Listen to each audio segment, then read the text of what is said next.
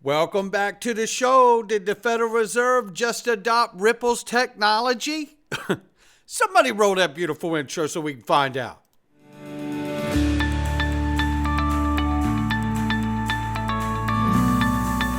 Digital Perspectives with Brad Kimes. Come on in.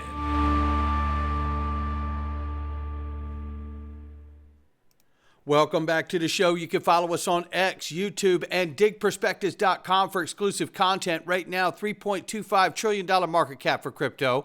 The market's off 3.3%. We see Bitcoin 95,600 plus. Ethereum 2,600 plus, XRP at the number 3 spot, $2.47. Everything's off. XRP's off 3.3 on the 24-hour, and we're off 7.9 on the 7-day. Let's get into the price range very quickly here, ranging between 244 and 259. We see XRP slumping along with the rest of the market at the moment. Let's take a look at this. Guys, you can join the Freedom Zone here, and you get the same thing that you get in the Patreon as you do on YouTube. You can just now join directly on YouTube. And the link's underneath the video. You can just hit that little join button underneath any video right there.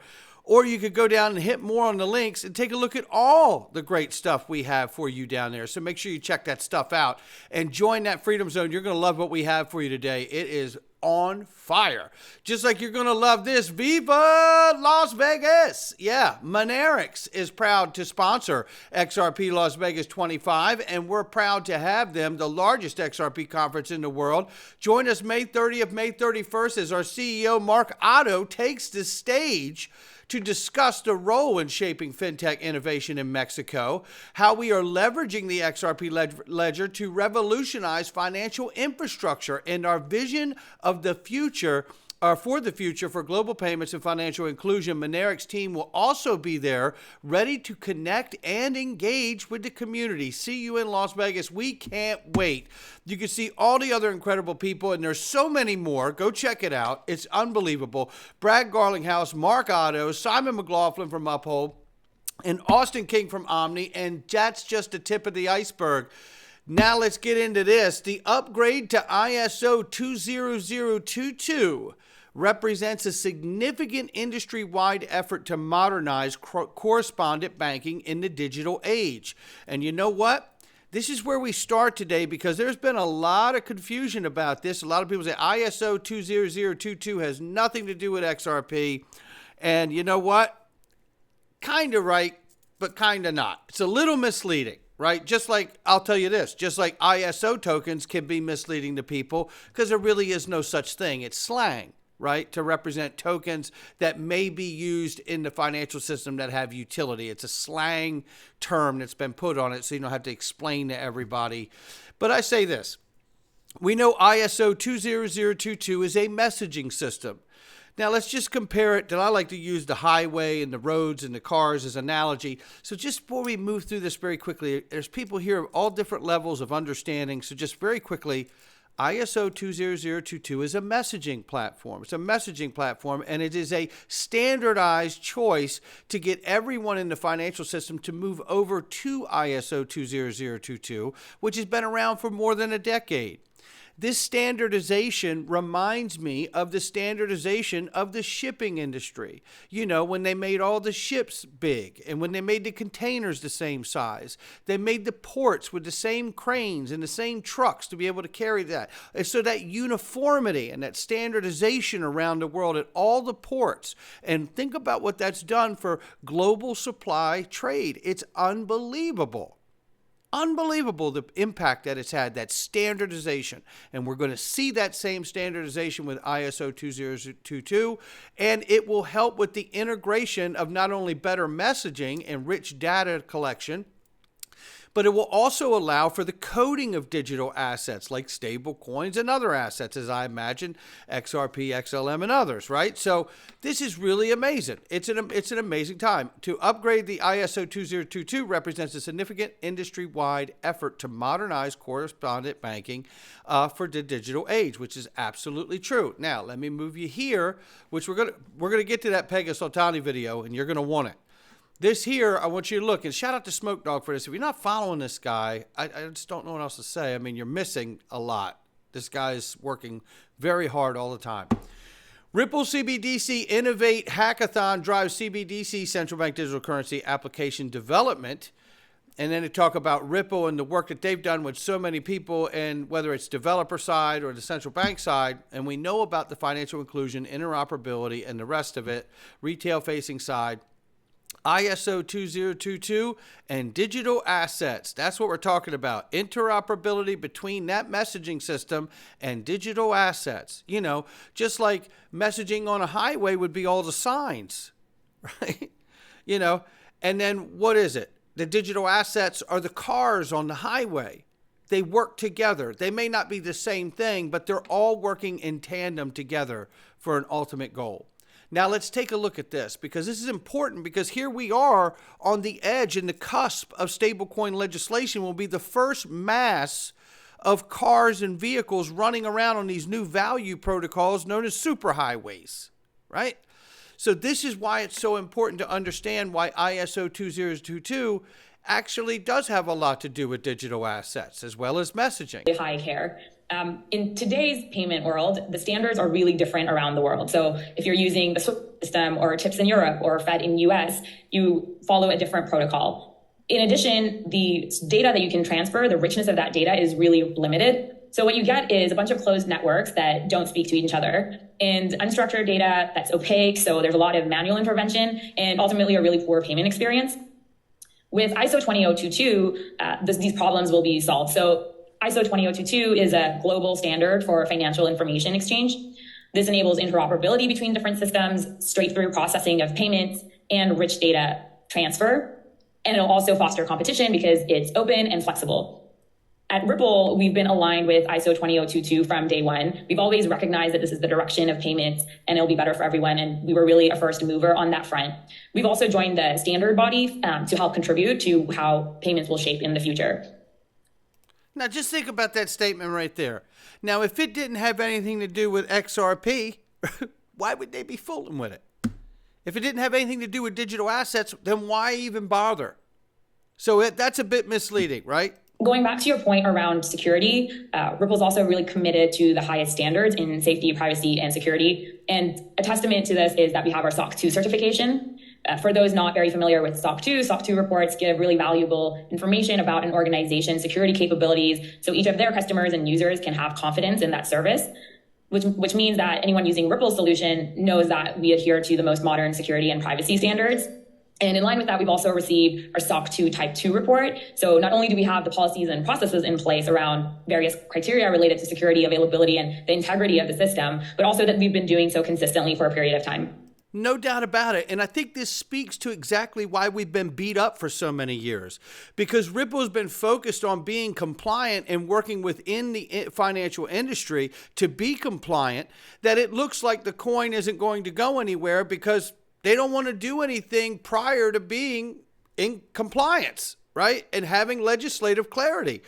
And they are preparing and setting the stage. But now that we're on the cusp of getting said legislative clarity, you see all the tribalists from other camps attacking us because they know deep down that no one's more prepared for a moment like this than the projects that have worked to be compliant and transparent so they can be adopted and used in the new digital on-chain economy for something other than speculation.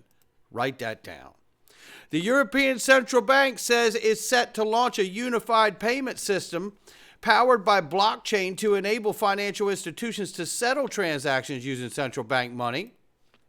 Just to give you the highlights here, because the highlights really cover the whole article and it's good, but the European Central Bank is set to launch unified payment system powered by blockchain to enable financial institutions to settle transactions using central bank money.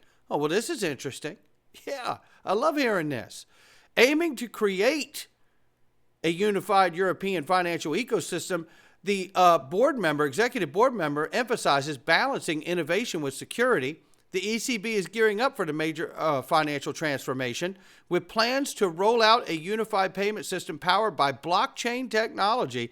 ECB aims to establish this system to enable financial institutions to settle transactions using CBDCs, referring to the CBDC. So there you have it. So now let's take a look at this, because isn't this interesting?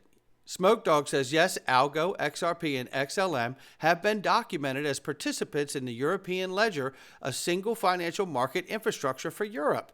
A European ledger, other digital assets on a shared programmable platform, T2S, evolving into DLT-based single financial market infrastructure. Market participants would supply the content or the trains. The T2S refers to the EU high-value payment system. And it goes on here to show you how Algorand is in here and demonstrated. Targets, tips, services is demonstrated in here, right? And then let's keep going.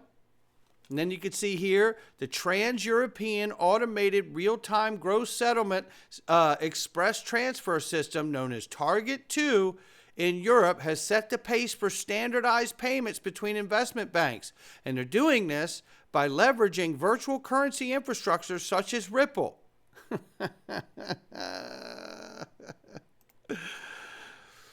And Stellar and Algorand, right? So we're not guessing anymore. They're in there somewhere. And here's more evidence of it right here. Open Banking Standard, which aims to increase competition in an already competitive payment industry. The European Payments Council has also made progress through SEPA Instant Credit Transfer System, an update to original Single Euro Payments Area program. And we just got an announcement that that's what they're moving to, a unified system, right? Expanding crypto forward solutions like Ripple's crypto-enabled payment solution. This is super exciting. Super exciting. Don't lose sight of the fact that ISO 2022, because it's a standard messaging system to help move the information along with payments, ultimately will facilitate payments moving between legacy networks such as SWIFT and emerging payment gateways like Ripple. You could see evidence again of that here as well, along with R3's Corda. This is super, super exciting. And we know, we've covered it here, Ripple is also working with MasterCard. So it's just the depth of this is waiting for legal clarity, ladies and gentlemen. That's how I see this. Now, with that being said, super exciting find right here by Smoke Dog, and you're going to love it. Federal Reserve officially embraces BFT, Byzantine fault tolerance, is a consensus models and a research paper discussing a secure payment system model. Well, let's go through this. And first of all, he says there's significant endorsement as BFT models, specifically Byzantine agreement-based mechanisms, provide the highest level of security, scalability for distributed networks. XRP, XLM, and HBAR all utilize Byzantine fault tolerance variations as confirmed by the documents below. Now, let's just get to the documents below. The Fed research unveils more secure payment system model for Byzantine fault tolerance system. Yes, 110,000 transactions going there. It highlights, and then here we have another paper, federalreserve.gov. Federal Reserve, Byzantine fault tolerance database system, right? Let's keep going. Oh, it gets better.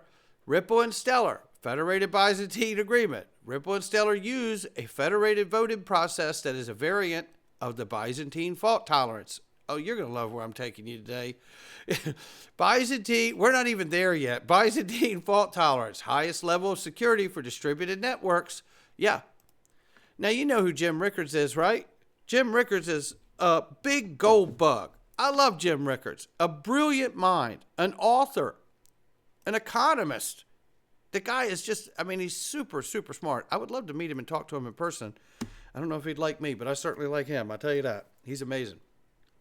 Well, I'm going to play for you now a 2-minute clip that you absolutely need to hear. And we all know that Jim Rickards does not like cryptocurrency and certainly doesn't like Bitcoin. He didn't like any crypto except one. And you're about to hear him tell you which one. It's Byzantine fault tolerance.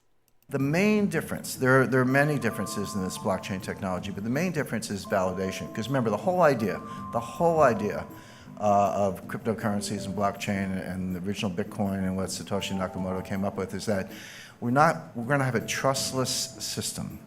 We're not going to trust banks. We're not going to trust clearinghouses. We're not going to trust exchanges. We're not going to trust central banks. We're not going to trust anybody.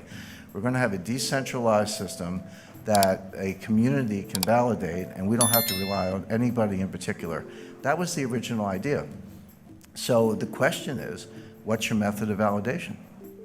And that's what distinguishes one blockchain from the other. So I've listed 4 of them here, but there are others. Proof of work, that's what blockchain uses. And you know what the work is? You got to like factor these, 87-digit prime numbers into prime factors. It's a lot of computer crunching, completely clunky, completely inefficient, non-sustainable. I'll talk about that in a second. But that's Bitcoin. There's something else called proof of stake, meaning you actually, this is what Ether is based on, you demonstrate that you have a certain percentage of the processing power, so you step up based on your stake. There's proof of space. Space is storage space on a hard drive, so I get to vote on the blockchain. I get to vote on validating the blockchain because I've decided to devote a certain amount of my hard drive to that process. There's a new coin called Space Mint. And then there's the Byzantine Agreement, Byzantine Agreement. There's a version of that called the Federated Byzantine Agreement, which I personally think is the best, much more. Did you hear that? Yeah. Let's go back and catch that one more time from old Jimmy. Right? And then there's the Byzantine Agreement, Byzantine Agreement. There's a version of that called the Federated Byzantine Agreement, which I personally think is the best. Yeah, we do too, Jim. We do too. And you know what? When you're making something that's going to scale for 7 to 9 billion people by 2050, you're going to need something that can do it right, that uses Federated Byzantine Agreement. Stay with me. We've configured our technology in a way that really fixed the problem of cross-border payment security very, very well. So for the cross-border payment challenge, we've created an open internet model. We call the idea interledger. So interledger, like the internet, supports our Ripple technology globally. And that model does not require a single universal common blockchain. It requires a very open blockchain interconnectivity. And that means that the volume is theoretically infinite. It's like the internet never runs out of capacity. Elements do, but the internet still works because it's inherently decentralized. So Ripple is the same. So we have a decentralized model which is infinitely scalable. Supporting that, we have our liquidity proposition, which uses XRP, and that's a classic blockchain. But XRP was designed from the outset for transacting. So unlike the likes of Bitcoin, which is like very slow and slows down as you continue to build on volume, the XRP model is very, very, very high speed and very high capacity. So the liquidity part is very adequately served by the XRP model. The wider network we're creating, where if you're really going to create something of value for 7 billion people in the world or 9 billion by 2050. There you have it. That's the goal, ladies and gentlemen. So the Federal Reserve is officially embracing Byzantine fault tolerance, cementing XRP and XLM and HBAR's role in secure payments. That's what I see. I think he's got it spot on, and we just need the legislative clarity to make it so. And I think we're getting it this year. What a time to be alive. Egg Rag Crypto says the channel is telling a story, $7.50 or a historic pump to $44.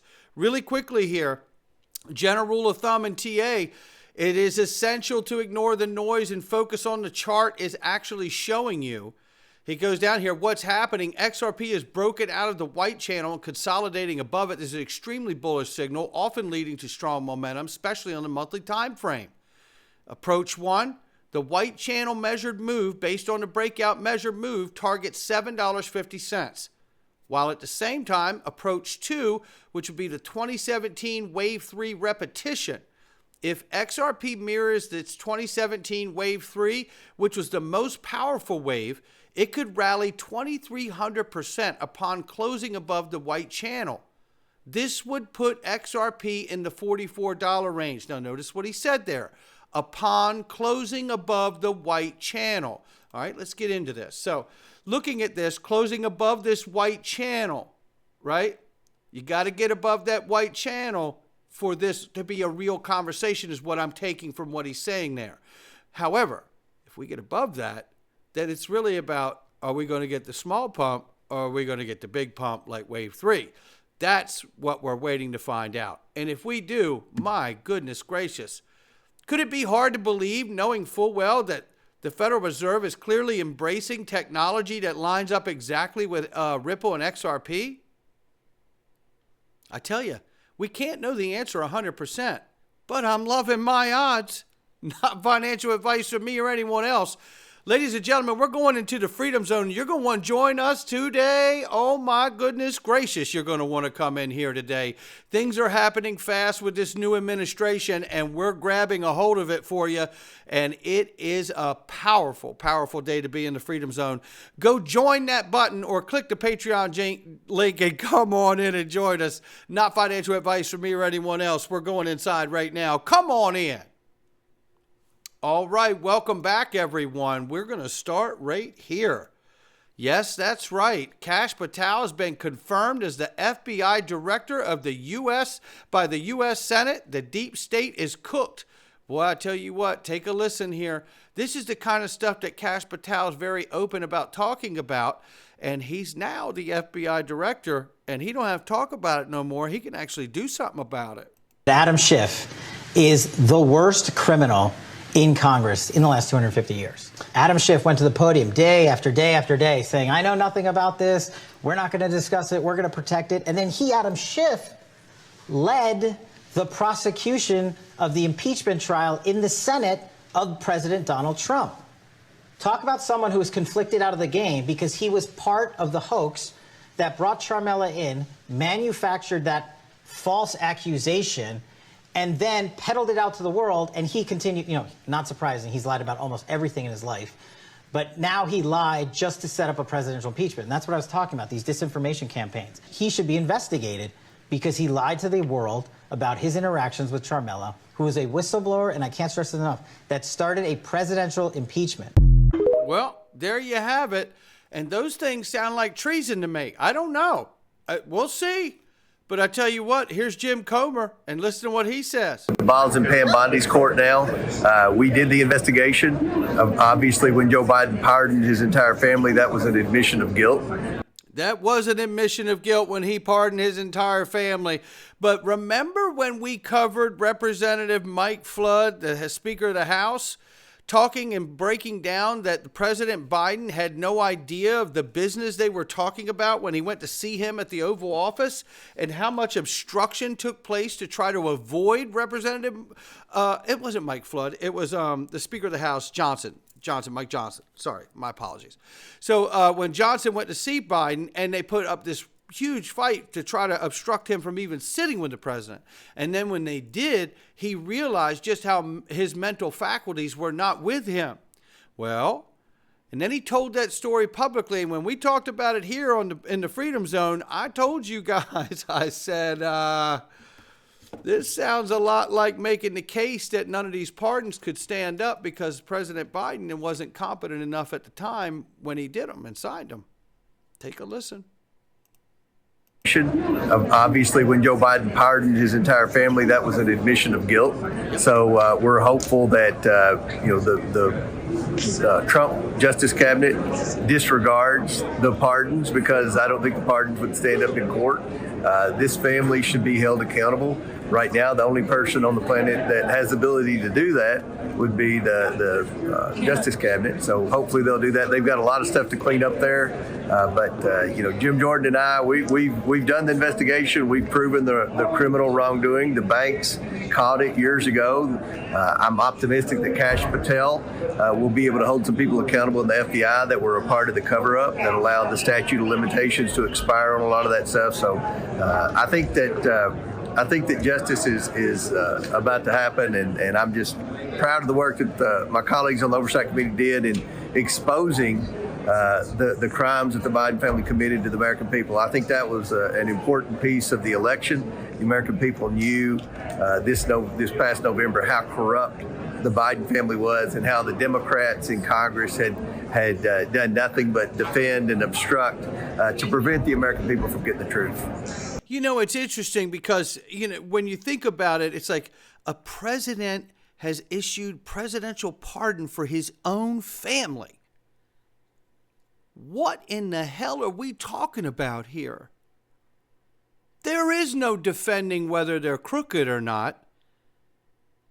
You don't need to issue pardons to your family members unless you are absolutely aware that they pulled some bullshit.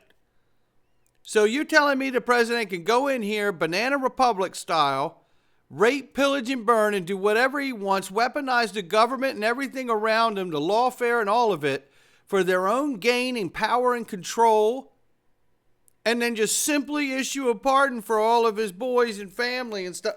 I gotta be honest, this is a problem. And I don't know that this goes away. This might get really, really ugly, I tell you. All right, now we're going to change gears, and this is going to get very, very wild. Epstein list is examined. Now, this guy here is going to talk to you, and a former three-letter agency guy here is going to talk to you about Mossad, which is the CIA version in Israel, right? And he's going to talk to you about his own opinions. They're not mine, but he's going to share his own opinions about the Epstein list and everything around it, surrounding it, for control and manipulation. And it all done by Mossad out of Israel. And he believes that let me just let him say it for you. But Mossad is like the CIA inside of Israel. So every country, powerful country's got their own three-letter agencies, right? So just take a listen to what his thoughts are here. This is a guy who worked in this industry. Okay. Hi, this is Dr. Pachenik. I want to talk about the Epstein pedophilia ring. What it really is a Mossad Israeli operative ring, which goes back decades and decades, all the way to the time even where the Liberty ship was attacked by Israeli planes, unmarked Israeli planes, during the Six-Day War, and Israel said they didn't do it. Well, that was a lie. Israel has not been our greatest ally. It's been our greatest enemy. They were also involved in 9/11 and the Standout Wall, for which his deputy confirmed that to me. Israeli Mossad operatives who I interrogated and threatened confirmed that to me, and I put away 2 Mossad operatives. The key to this Epstein problem of pedophilia is the fact that it goes back decades. Jeff Epstein was picked out by the Mossad as the proper agent of influence because, number one, he was grandiose. 2, he had some intelligence but came from a poor Jewish background, had no real education, did not speak a foreign language, and was so narcissistic that they could manipulate him up and down and create a false front for him, which involved the fact that he had multi-million dollars or multi-billion dollars. He may have no money. It's not even relevant. But to make sure that Jeffrey Epstein was working properly, they had an operative from the Mossad who was named Maxwell, the daughter of Robert Maxwell, one of the greatest crooks in the world, who was an Israeli Mossad operative. When he died in 1991, he was either killed or he died. He was one of the biggest contributors to Israeli national security of anybody else. So his daughter was the control operative of Jeff Epstein. At the same time, we had Nexium in New York City, which was run by a non-Jew named Renier, but controlled by 2 Jewish women, the Bronfman family. And they, in turn, were propagating pedophilia. Now, why is pedophilia so lethal? From an intelligence point of view, from my point of view, as an intelligence operative and a counterintelligence operative, one of the most disgusting things that you can do in the intelligence world is to double you up or co-opt you through the use of a honey trap, but not only an adult honey trap, but a child. When you use a child, you pretty much terrorize that child so that anybody who's gotten involved with pedophilia cannot speak out, the child can't say anything, and it's a legitimate way to denigrate both the operative and the problem itself, the children. Nevertheless, the Mossad incurred so many operatives that were involved with pedophilia under the Epstein ring and under the Nexium ring with the 2 Bronfman daughters, that you're talking about thousands of people. Now, it also goes all the way up into the presidency. It goes into the Bush family, Bush Jr., Jeb. It goes into Clinton's, as we know, Hillary, Bill Clinton, who's a pathological liar to the nth degree, to Obama, who had a history of homosexuality and pedophilia, all the way down to the Bushes and beyond that. So what the Israelis did under the tutelage of 2 brilliant Mossad chiefs, Halevi and Yatom, both of whom used pedophilia as a honey trap to encapsulate any one of our operatives in America. Jeff Epstein was a willing operative. He willingly was involved in pedophilia. The Israelis knew that. They created his storyline. They made believe he was a billionaire. Wexner was the theoretical backup man to him. And ironically, he was in Bear Stearns, which was another corrupt Jewish firm that went under, along with Drexel Burnham, another corrupt Jewish firm. So we have a lot of corruption here, which goes all the way back to 9/11, when we had Jews like Silverstein, who had the lease to the World Trade Center. We had Lowry, we had Lauder, and we had Eisenberg, all of whom were involved in the stand down and the false flag of 9/11.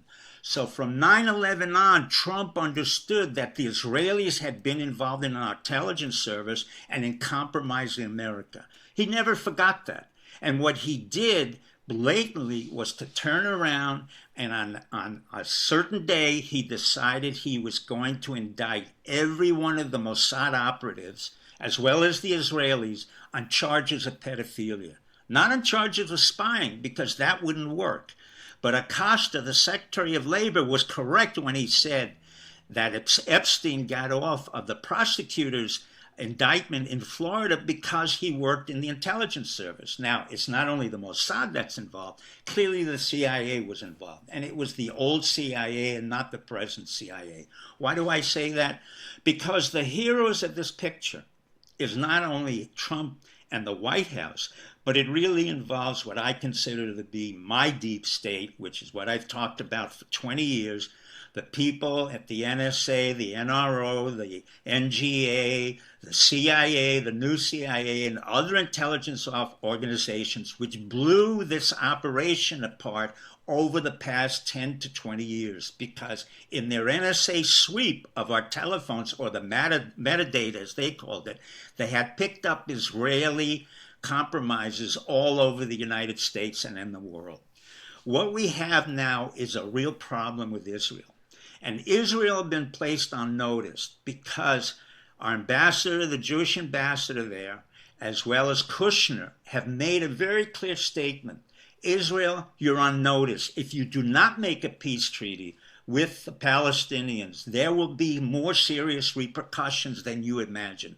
The beginning of the takedown of your Mossad operatives, who were all present, and we will put them in prison, is just the beginning of what we can do to the future of Israel. Now, as a Jew, I am not proud what American Jews have done. For the most part, I find them to be arrogant, ignorant, totally devoid of any world culture, totally devoid of understanding what happened to us in the Holocaust, totally devoid of understanding what Israel is really about. And it isn't the sanctimonious state that people think it is, because I was there in the 1980s when they created Hamas. I was there when the generals were terrorizing Palestinians and the Intifada was created. But let me quote to you my rabbi, and it turns out to be a family member, Soloveitchik, who said, in order to be a good Jew or a good human, you have to follow the righteous way and avoid evil. Thank you and good night. There you have it right there. That's one man's thoughts who's worked in the space, and he happens to be Jewish himself. So it really has a real weight to what he's saying for those reasons about him and his life and career. It doesn't make him right, but I say to you, because we have Kash Patel confirmed, Pam Bondi's confirmed, the Epstein list is coming out. And you have to wonder, just how heavy this list is going to be and who it actually exposes. And then on top of it, I'm reminded of the recent visit of Netanyahu to President Trump and about how he talked about, we'll make Gaza a U.S. region and we'll buy it. And we'll fix it up. We'll make it a great place for Palestinians and whoever wants to buy and build there and make it a beautiful, beautiful place. And remember that? Now you have to start wondering, how is that all of a sudden a possibility when Israel wouldn't normally go for any of that shit? So is there some weight to what this gentleman's saying? Shout out to David Nino Rodriguez for that clip. I'll catch all of you on the next one. That list is coming.